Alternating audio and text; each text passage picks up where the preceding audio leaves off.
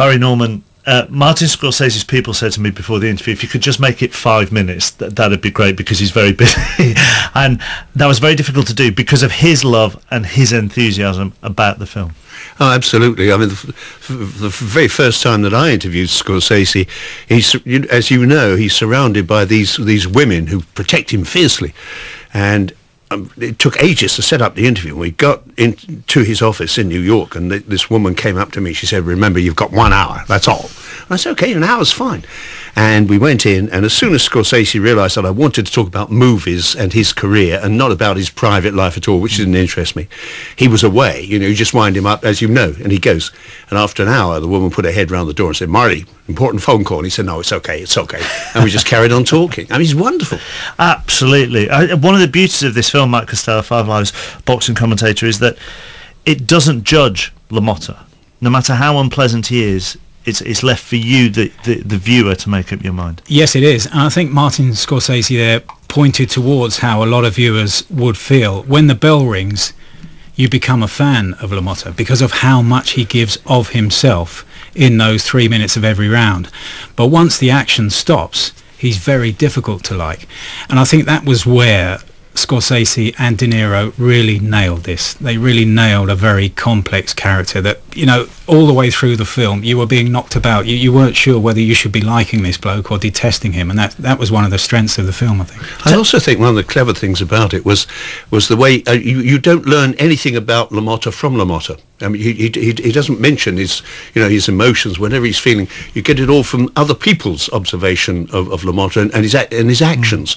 So that goes along, you know, with the idea that you're watching it, and you are left to make up your mind about whether you want to know this guy or not. I mean, frankly, I would hate to go out for a drink with him because, you know, particularly if you had his wife with him and you looked at her askance, boom, you're dead. Well, yeah. You know, but yes, I mean, you have to admire that amazing courage that fighters have. It's a kind of courage that, you know, I just don't really understand, and LaMotta had it in spades. And take me back then to 30 years ago when people were reviewing this film, because the central character was so unsympathetic and because he was actually a real life person as well. You know, he was violent, he was a wife abuser as well. Did that affect people when they were reviewing it 30 years ago? I think it did, actually. I mean, there were a few critics, the more reputable critics, who immediately hailed this as a great movie, and they were quite right. But a lot of other people were worried about the violence in it, because it is a very violent film, and also about the fact that the protagonist is not a sympathetic character. And all this came to a head with the Oscars when, I mean, unbelievably, instead of giving the Oscar for Best Director to Scorsese and Best Film to Raging Bull, they gave the Best Director Oscar to Robert Redford and the Best Picture Oscar to Ordinary People, which he directed. Who remembers Ordinary People now? I don't know of anywhere in the world where they're celebrating 30 years of Ordinary People. Well, maybe Redford, because he did win him an Oscar, but he'd be doing it by himself. You know, I mean, the film did make a huge impact. It's only later on that people sat back and thought, no, I didn't do this film justice, you know, in reviewing it and in voting for it in the awards. Did the boxing community take to it straight away? Because the boxing community doesn't come out of it in a great light, with obviously a fight being thrown in. I think they did because of the realism. It was released in 1980, by which time the sport had been relatively cleaned up. But it's talking about an era, the 40s and the 50s, where the sport was heavily influenced by the mob. And, you know, we see the story during the film where Jake LaMotta, like many of his time, had to obey the mob and throw a fight. Go into the tank was the phrase used in the States at the time, against Billy Fox in 1947. And we see that played out in great detail in the film. And that was why the realism really did reflect itself and really did make an impact on the boxing world. And I think also in some of the scenes in other fights, Scorsese mentioned one fight against a Frenchman, Doty. I think it was his second defence of the title. And the fight ended with 13 seconds to go. And, you know, if you'd written that, or you know, if you fabricated that, then people would have just said, you know, that's absolute nonsense. But then just last year, Carl Froch won a fight with 14 seconds to go. And that's, you know, so they captured all of that. But boxing is a sport with characters and storylines that don't need that much dressing up. I'll be honest with you, Barry. During when Martin Scorsese got a little bit technical, quite a bit of it went over my head. I'll be honest with you. But at the same time, what it did show to me, and one of the reasons why we kept it in, was the craft and how exquisitely crafted the boxing scenes in particular were. Yeah, well, I mean, to start with, of course, before that, boxing scenes were always been shot from outside the ring, hadn't they? It was Scorsese who decided, no, we go in close and get as close as we possibly can. And that was, I mean, that made a tremendous impact, I think. And also, of course, then after all that was over, they took dozens and dozens of shots, and then he and Thelma Schoonmaker, the editor, went away and cut those together, so that mostly it was punches landing, wasn't it?